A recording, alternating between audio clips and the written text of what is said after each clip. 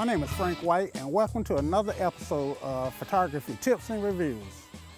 Today's tip is about how to avoid blurry images. Now, in this tip, I'm going to talk about using the 1 over the focal length rule to make a picture.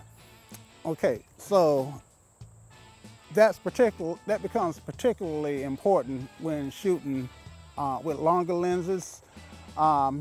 Generally speaking, the shorter, the wide lenses, this doesn't apply to as much, of course, but you should always keep that in mind.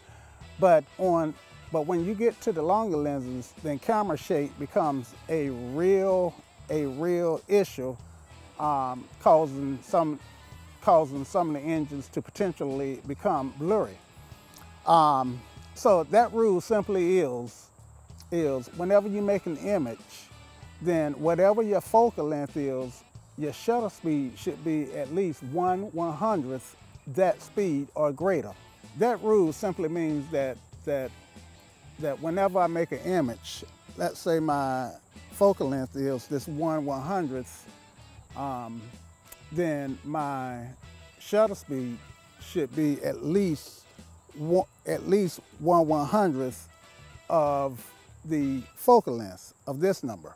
Okay, and it's okay for it to be greater, like 1/125th, but what I really want to avoid is trying to shoot at 1/100th while my shutter speed is at 1/80th or 1/60th, or so forth and so on. So you really kind of want to pay attention to that to avoid blurry pictures. But there is an exception, and I'm going to speak to that now. The exception is if you've got image stabilization, then you can actually handhold your camera and shoot at a shutter speed lower than 1 over the focal length. Now, if I've got image stabilization on, and this lens provides up to 3 stops of image stabilization, then I should be able to shoot a stop lower handheld, so I could go to 1/50th with the image stabilization on, and I'm going to make an image. So I'm going to make an image with the image stabilization on, and I'm going to shoot at 1/50th of a second. And let's see, I'm gonna focus on a picnic table off in the distance. And I just made the image, and it looks good. Okay, now I'm gonna turn image stabilization off and make the same image. And I've got a shutter speed of 1/50th, and it actually looks good in the back of my viewfinder. But often, what I find is when I get it up on the computer and take a look at it, it actually looks different. Now, that was 1 stop. So I'm a double down to 25. So that's 2 stops from 1/100th of a second. And I'm going to turn my image stabilization back on and shoot the picnic table. Got it? And that looks good. Okay, so I'm going to turn my image stabilization off and shoot the picnic table. And it's noticeably blurry even in the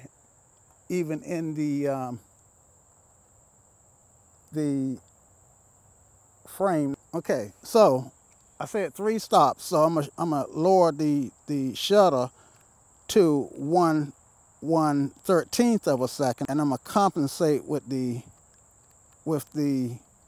aperture and make the image with the image stabilization on.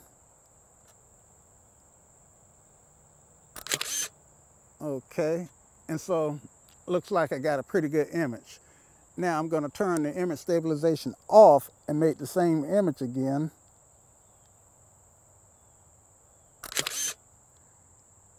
and I've got an image and it looks like it might be okay, but oftentimes, again, when I pull it up on the computer, then I can see the blurriness in it. So with that said, I'll take them to Lightroom and we'll take a look at them.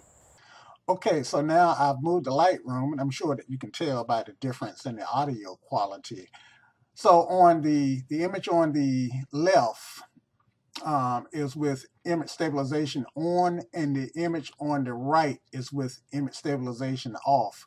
Now zoomed out and looking at them in this compress factor, you can see how they look more in the back of your camera. And you really can't see a great deal of difference. However, if you zoom in 1:1, then the difference becomes apparent.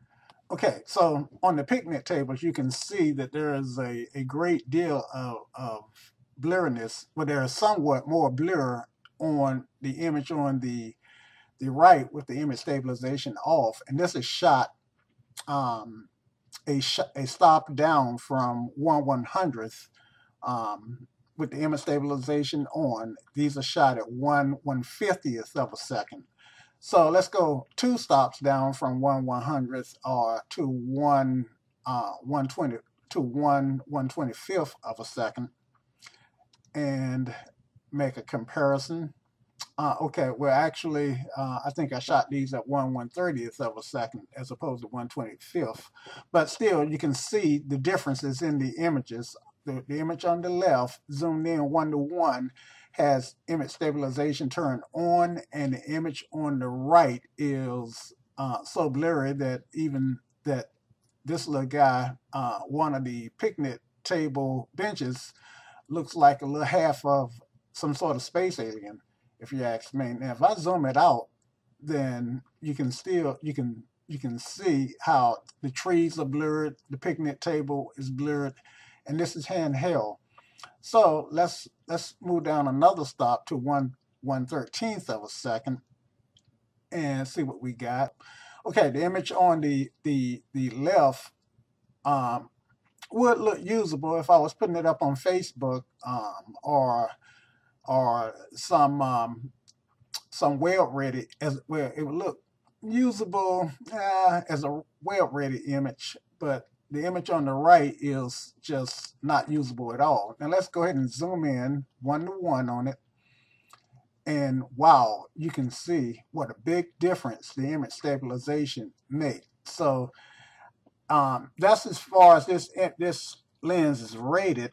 And really and truthfully, I don't think I could use this lens at 3 stops, because this picnic table is not nearly as sharp as it ought to be.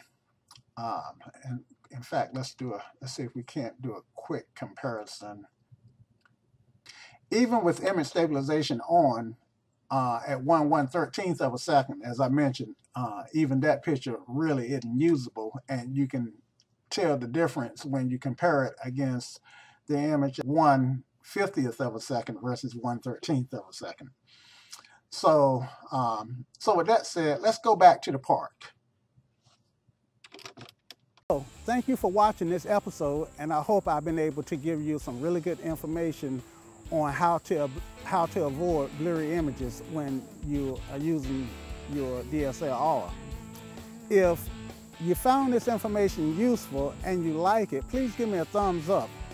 It's kind of my barometer on how well I'm doing making these videos. Also, please take a moment to subscribe so that you don't miss any future episodes that come out. And finally, if you have any questions or comments, please leave them in the comment section below. I read each and every one of them, even if they are a couple of years or more older. So don't forget to comment. And finally, if you plan to shoot someone today, shoot them with a Canon or a camera of your choice. And as always, guys, happy shooting.